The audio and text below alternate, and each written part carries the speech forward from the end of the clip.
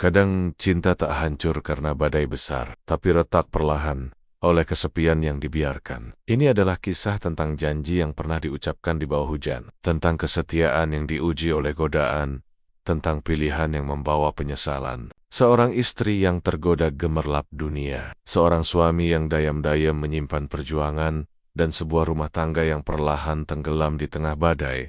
Apakah janji bisa diselamatkan? Ataukah hujan hanya menjadi saksi runtuhnya sebuah Hujan sore itu turun deras di kota kecil tempat tinggal Dina dan Arman. Suara gemericik air di atap rumah kontrakan mereka terdengar, seperti irama ketidakpuasan yang selama ini tersembunyi di hati Dina.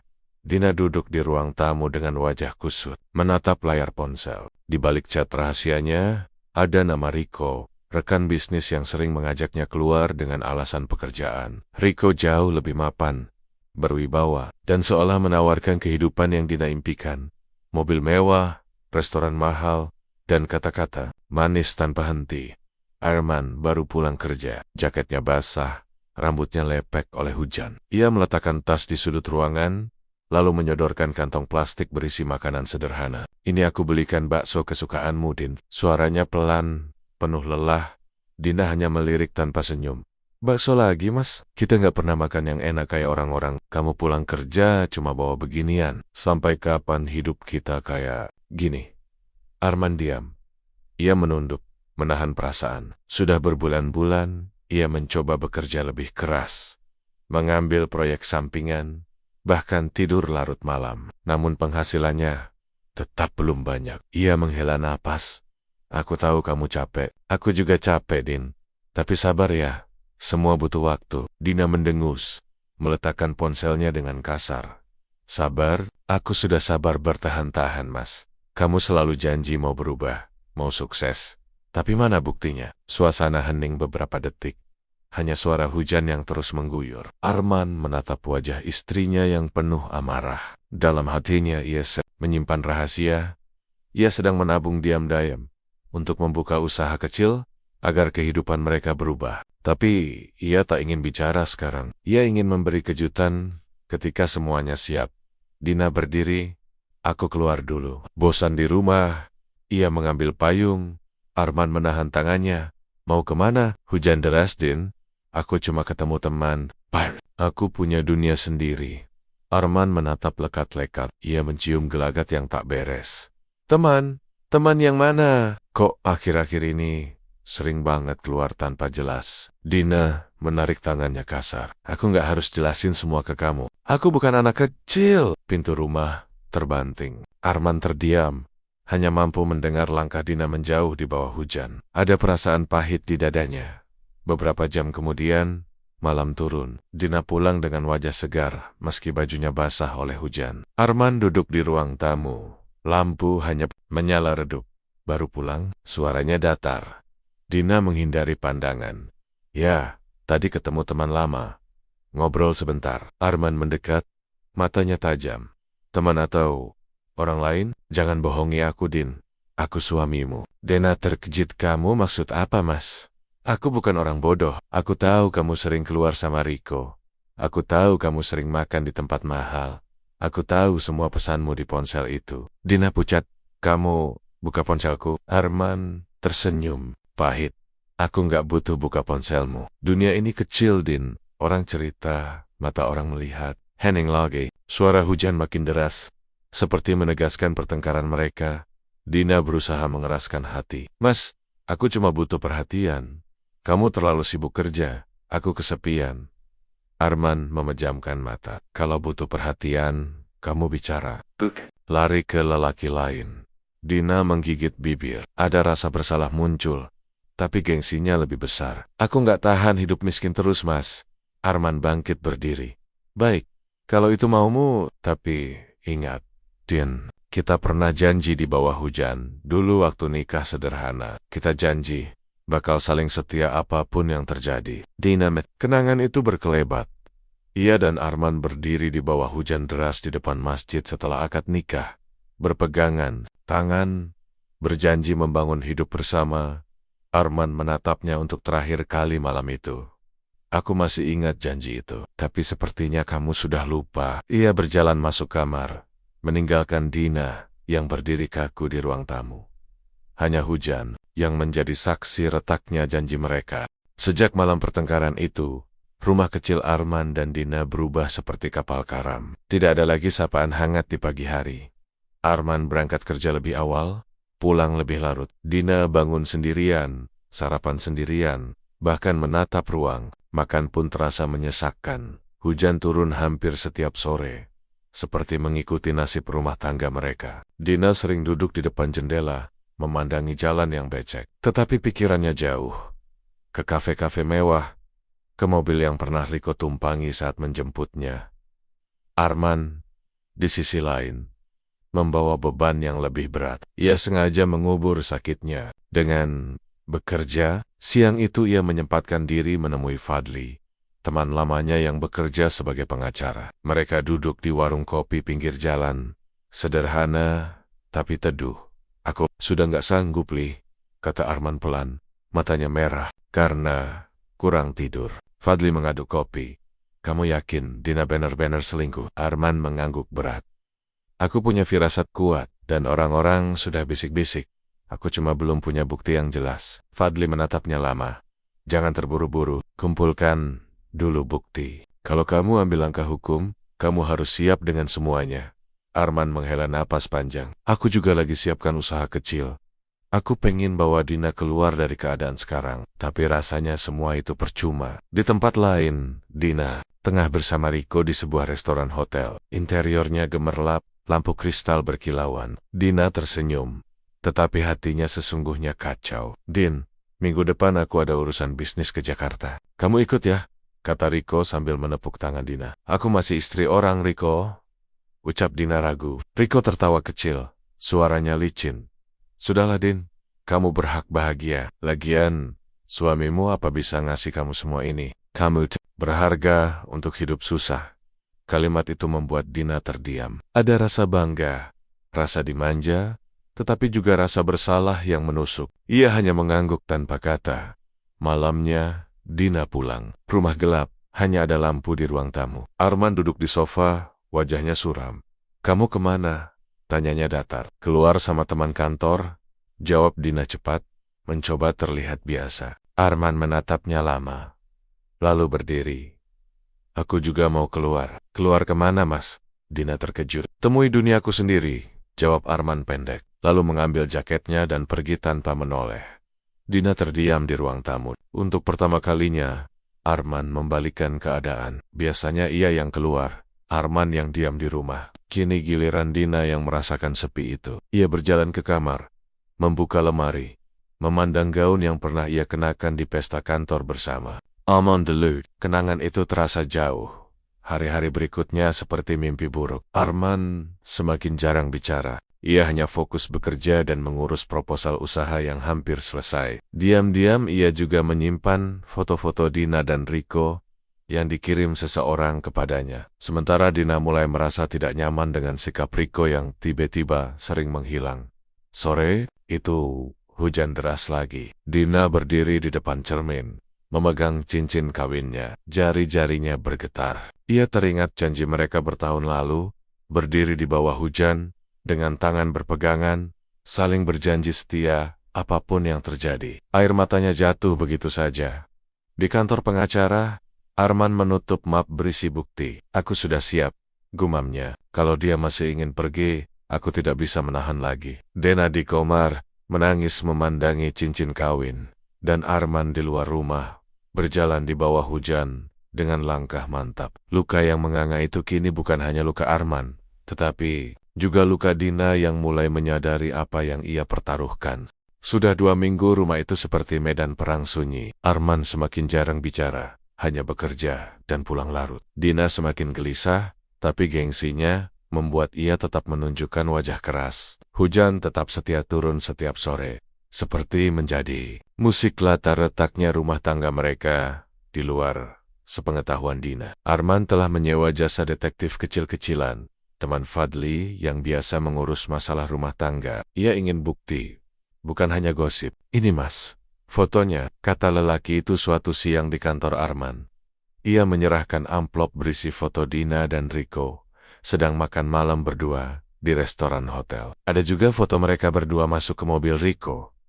Arman memandang foto-foto itu dengan mata yang panas. Tangannya bergetar, tapi ia berusaha tetap tenang. Terima kasih. Tolong kalau ada pergerakan baru, kabari saya. Siap, Mas. Saya akan terus pantau. Arman menutup amplop itu rapat-rapat. Aku harus selesai dengan semua ini, gumamnya. Di satu sisi, ia sakit hati. Di sisi lain, ia juga merasa gagal sebagai suami. Ia masih ingat wajah Dina yang dulu lugu dan penuh harapan saat mereka menikah. Sementara itu, Dina sendiri mulai merasakan perubahan pada Rico laki-laki yang dulu manis itu. Sekarang sering sulit dihubungi. Teleponnya jarang diangkat. Balas pesan singkat dan dingin. Aku sibuk meeting. Jawabnya suatu kali. Tapi kita janji mau ke Jakarta minggu ini. Protes Dina. Aku nggak bisa, Din. Nanti aku kabari lagi. Lalu telepon ditutup begitu saja. Dina duduk sendirian di kafe. Tangannya menggenggam ponsel. Di luar hujan turun deras. Untuk pertama kali ia merasa benar-benar sendirian. Rasa bersalah, rasa takut dan rasa marah bercampur jadi satu. Malam itu, ketika Dina pulang, Arman sudah menunggu di ruang tamu. Lampu hanya menyala temaram. Di atas meja ada amplop coklat. Duduklah, Din, kata Arman pelan. Suaranya tenang tapi tegas. Dina gugup. Kenapa, Mas? Arman mendorong amplop itu ke arahnya. Buka.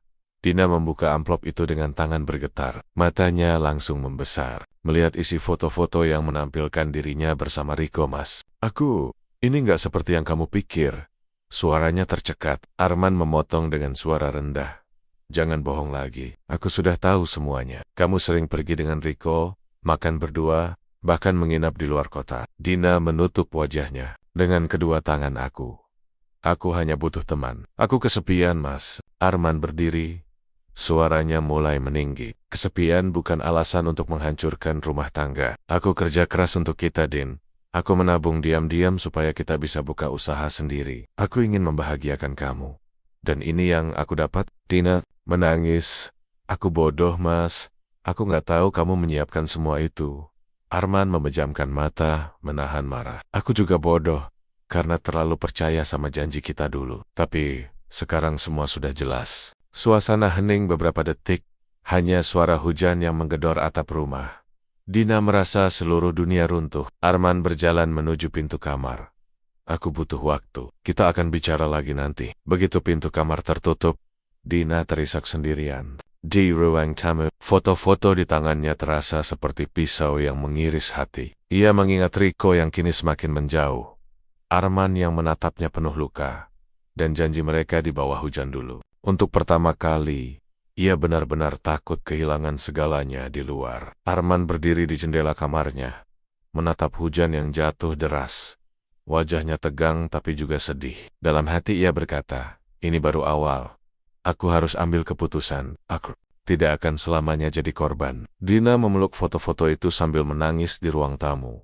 Dan Arman di kamar dengan map berisi berkas gugatan cerai di tangannya. Jebakan kebenaran telah dipasang. Tidak ada jalan kembali yang sama. Lagi, hujan turun sejak pagi. Mengguyur kota kecil itu tanpa jeda. Udara dingin menusuk kulit. Di rumah kontrakan itu, Dina terbangun dengan mata sembab. Semalaman, ia tak tidur. Memandangi foto-foto yang diberikan Arman, rasanya seperti mimpi buruk yang tak berakhir. Di kamar sebelah, Arman sedang duduk di depan meja kecil, menatap map biru berisi berkas. Di atasnya tergeletak sebuah dokumen, gugatan cerai. Ia memegang pena lama, menandatangani berkas itu dengan tangan bergetar. Setiap tarikan garis seperti mengiris dadanya sendiri. Aku pernah janji melindunginya, tapi sekarang aku harus melepaskannya. Gumamnya pelan.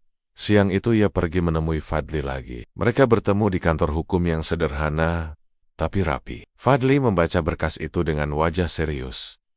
Jadi ini keputusanmu? Tanya Fadli. Arman mengangguk, matanya menerawang. Aku sudah kasih kesempatan berkali-kali. Dia yang memilih jalan itu. Baik, kita ajukan resmi. Tapi kamu harus siap menghadapi reaksi dia. Aku sudah siap, jawab Arman lirih. Sementara itu, Dina mencoba menghubungi Rico berkali-kali teleponnya tak diangkat. Pesannya hanya dibalas singkat. Aku sibuk.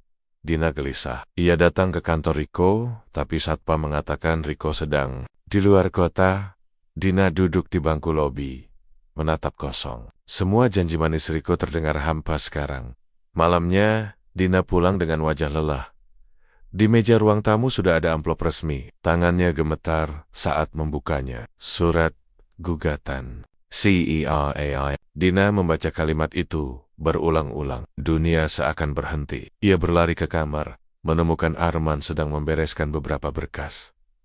"Mas, ini apa?" Suaranya parau. Arman menatapnya sebentar lalu menunduk. "Kamu tahu itu apa? Kamu mau ceraikan aku dengan menenggus." Arman berdiri. Suaranya tegas tapi bergetar. "Aku sudah mencoba, Din. Aku menahan sakit ini lama. Aku kerja siang malam supaya kita punya masa depan. Tapi kamu mengkhianati janji kita sendiri. Aku nggak sanggup lagi." Dina memeluk Arman dari belakang, menangis terseduh. "Zaik, salah. Aku nyesel. Aku cuma butuh perhatian." Arman menyingkir pelan. "Penyesalanmu datang setelah semuanya hancur. Aku masih ingat wajahmu waktu kita di bawah hujan dulu. Aku kira kamu akan tetap di sisiku. Ternyata aku salah." Suasana hening. Dina terjatuh di lantai, memeluk lututnya, menangis sejadi-jadinya. Arman menatapnya sebentar. Hatinya juga hancur. Tetapi ia tahu, ini jalan yang harus ditempuh. Keesokan harinya, kabar perceraian itu mulai menyebar di lingkungan mereka. Tetangga-tetangga berbisik, beberapa memandang Dina dengan kasihan, beberapa dengan sinis. Dina berjalan pulang dari warung sambil menahan air mata. Di rumah, ia mencoba lagi menghubungi Riko. Kali ini, nomornya sudah tidak aktif. Riko menjeleng. Seperti bayangan, semua mimpi Dina tentang apartemen mewah, mobil mahal, pesta-pesta berkelas, lenyap. Yang tersisa hanya rumah kecil yang dingin, Arman yang makin jauh, dan surat gugatan di atas meja.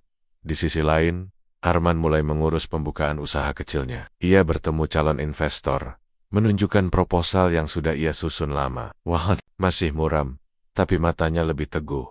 "Aku harus melangkah. Aku tidak bisa terus hidup dalam bayangan luka," gumamnya. Arman berjalan keluar dari kantor pengacara di bawah hujan, menatap langit dengan wajah sendu namun tegar.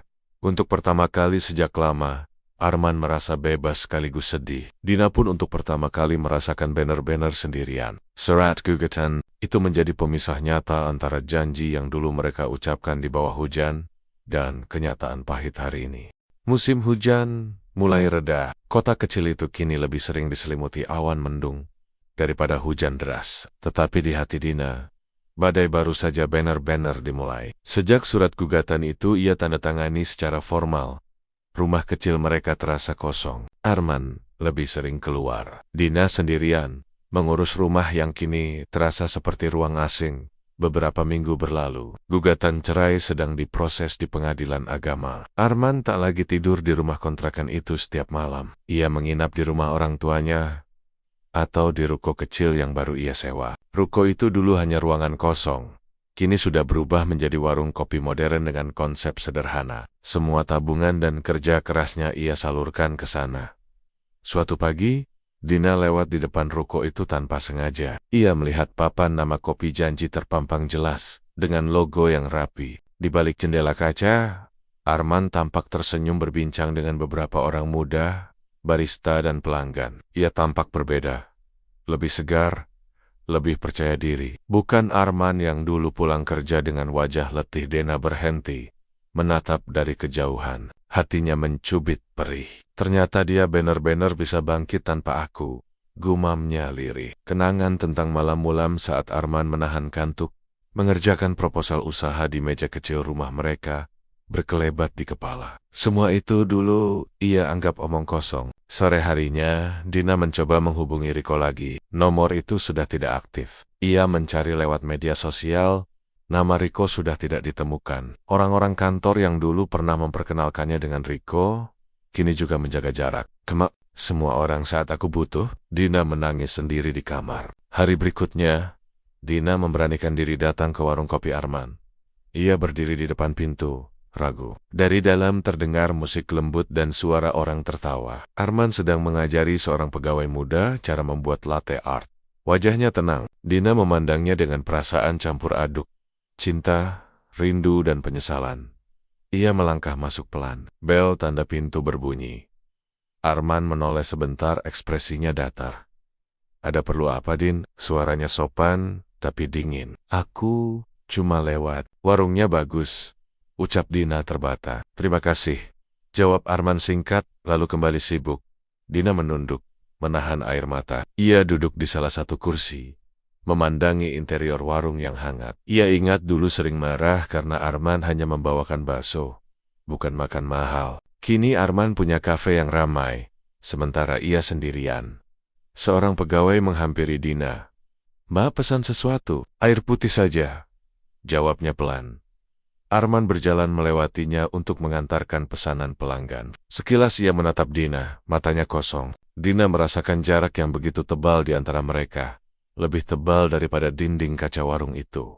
Malamnya, Dina pulang dengan langkah gontai. Di kamar, ia memandangi cincin kawinnya lagi. Kali ini ia benar-benar menangis sampai terisak. Bukan hanya karena kehilangan Arman, tetapi karena menyadari bahwa semua kesabaran, kerja keras, dan cinta Arman selama ini nyata. Ia yang buta karena gengsi dan keinginan sesaat.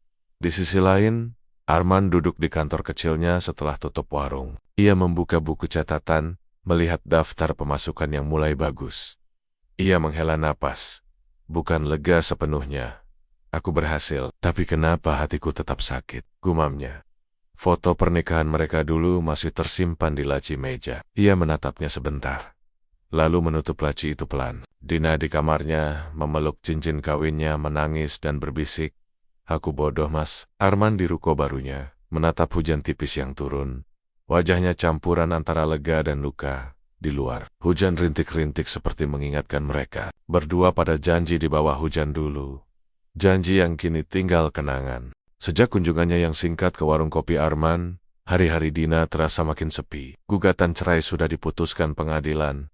Ia resmi berpisah. Kabar itu menyebar ke tetangga, teman kantor, bahkan keluarga. Orang-orang yang dulu sering memuji kesuksesan Dina bersama Riko, kini satu persatu menjauh. Nomor Riko sudah tidak aktif. Kantor tempatnya bekerja bilang Riko sudah pindah ke luar negeri. Alamat apartemen yang pernah Riko tunjukkan ke Dina ternyata bukan miliknya, hanya sewaan sementara. Dunia gemerlap yang dulu ia bayangkan, kini lenyap seperti ilusi. Tabungan Dina menipis. Ia sempat mencoba pinjam ke teman.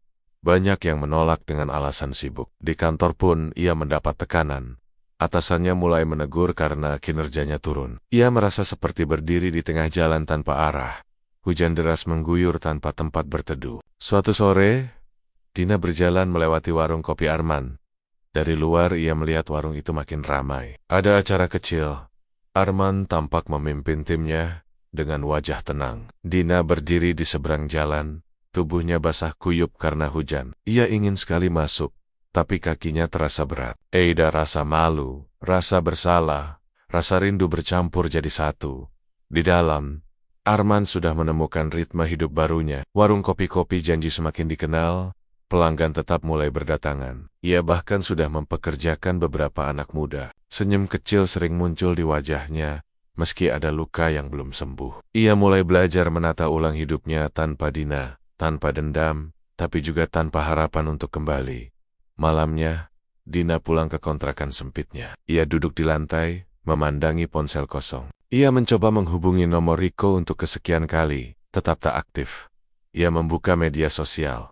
Nama Riko tak lagi muncul. Seperti bayangan, lelaki itu benar-benar hilang. Dina teringat semua janji manisnya.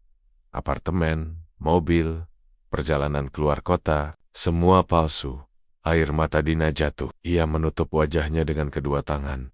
Aku yang memilih jalan ini. Sekarang aku harus menanggungnya sendiri, bisiknya. Di luar jendela, hujan turun lagi. Rintik-rintik tapi menusuk telinga. Dina di kamarnya, berjongkok di sudut lantai yang dingin, menangis tanpa suara. Benar-benar sendiri setelah semua kemewahan lenyap. Di sisi lain kota, Arman menutup kafe setelah jam kerja. Ia duduk di kursi paling belakang, menatap hujan di luar jendela kaca besar. Ia mengingat masa-masa bersama Dina, janji mereka di bawah hujan, perjuangan bertahun-tahun. Ada sedih, ada lega, tapi ia juga tahu, hidup terus berjalan. Ia menghela napas panjang, lalu tersenyum kecil pada dirinya sendiri. Aku bisa berdiri lagi, gumamnya.